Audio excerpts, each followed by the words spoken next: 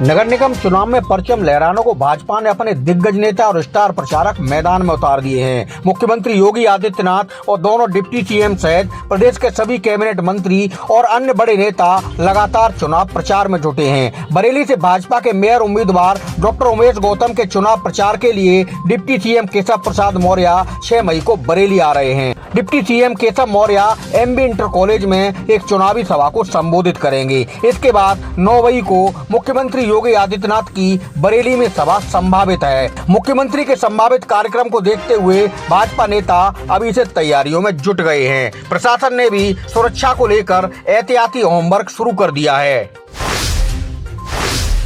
बरेली में मेयर मुकाबले में दम दिखाने को सपा समर्थित निर्दलीय उम्मीदवार डॉक्टर आईएस तोमर शहर के तूफानी दौरे पर हैं। सपा के वरिष्ठ नेता और कार्यकर्ताओं के साथ doctor Tomar door to door campaign में जुटे हैं। इस दौरान डॉक्टर तोमर आम लोगों से बात करके शहर के विकास पर लगातार चर्चा कर रहे हैं। सुबह पार्क से चुनाव प्रचार की वह अभियान शुरुआत करते हैं। इसके बाद देर रात तक लगातार जनसंपर्क करते हैं। बुधवार को डॉक्टर तोमर ने कटघर, अलखनाथ मंदिर, साहूकारा, मोहल्ला चौधरी, परवेज नगर, सुरखा मटिया, चाहबाई, बानखाना, गुलाब नगर, मौला नगर, जवाहर नगर, ब्रजलोक कॉलोनी, धर्मकांटा, प्रेम नगर और कानून गोयान सहित कई इलाकों में जनसंपर्क कर अपने लिए समर्थन मांगा। इस दौरान पूर्व सांसद वीरपाल सिंह यादव, पूर्व मंत्री भगवत सिंह गंगवार, शमीम का सुल्तानी समेत दर्जनों सपा नेता और कार्यकर्ता चुनाव प्रचार में मौजूद रहे।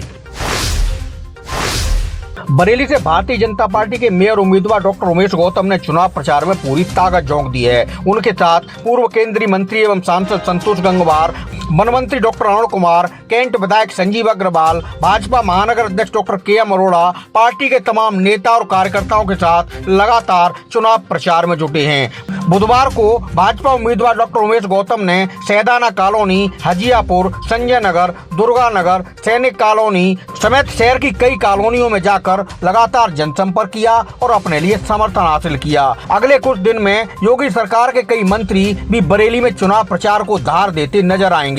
आगे मुख्यमंत्री योगी आदित्यनाथ का दौरा भी संभावित है। इसके अलावा डिप्टी सीएम केशव प्रसाद मौर्य भी उमेश गौतम के प्रचार को बरेली पहुंच रहे हैं। दरगाह आला हजरत से जुड़े बरेलवी मौलाना साहबुद्दीन रजवी ने समाजवादी पार्टी के मुखिया अखिलेश यादव पर जोरदार तरीके से निशाना साधा है। मौलाना साहबुद्दीन ने कहा है कि अखिलेश यादव कभी मुसलमानों के हितैषी नहीं हो सकते। अखिलेश यादव पर मुसलमानों के साथ पक्षपात करने का आरोप लगाते हुए मौलाना ने कहा कि सपा मुसलमानों के रहने की जगह नहीं रही। जब तक मुलायम सिंह यादव नेतृत्व कर रहे थे उस वक्त तक सपा में मुसलमानों की गुंजाइश थी, मगर जब से उनके बेटे अखिलेश यादव ने पार्टी की कमान संभाली है उसके बाद मुस्लिम समाज के बड़े नेताओं को हाशिए पर कर दिया गया है। मौलाना ने कहा कि जिन्होंने सपा को अपने खून और पसीने से खींचा था उन लोगों पर जब मुसीबत के पहाड़ टूटे, जेल में बंद किया गया, उनके लिए मुश्किल वक्त में अखिलेश यादव बिल्कुल साथ खड़े होने से बचते रहे। बरेली में आवारा कुत्ते आदमखोर होते जा रहे हैं। कई इलाकों में कुत्तों के आतंक से लोग परेशान हैं। सीबीगंज इलाके में आवारा कुत्तों ने एक और मासूम को नोच कर मार डाला, वहीं एक अन्य मासूम को घायल कर दिया। सीबीगंज के गांव खनागोटिया ईदगाह में बच्चे मैदान में खेल रहे थे। इस दौरान इरफान के 10 वर्षीय बेटे अयान को कुत्तों ने खींचकर अपना निवाला बना लिया। कुत्ते के हमले से अयान नीचे गिर पड़ा। कुत्तों के हमले से अयान की मौत हो गई। इसके अलावा 6 साल के मासूम मुस्तकीम पर भी कुत्तों ने हमला किया, जिसमें वो गंभीर रूप से घायल हो गया। लगातार कुत्तों के हमलों से इलाके में दहशत फैली है।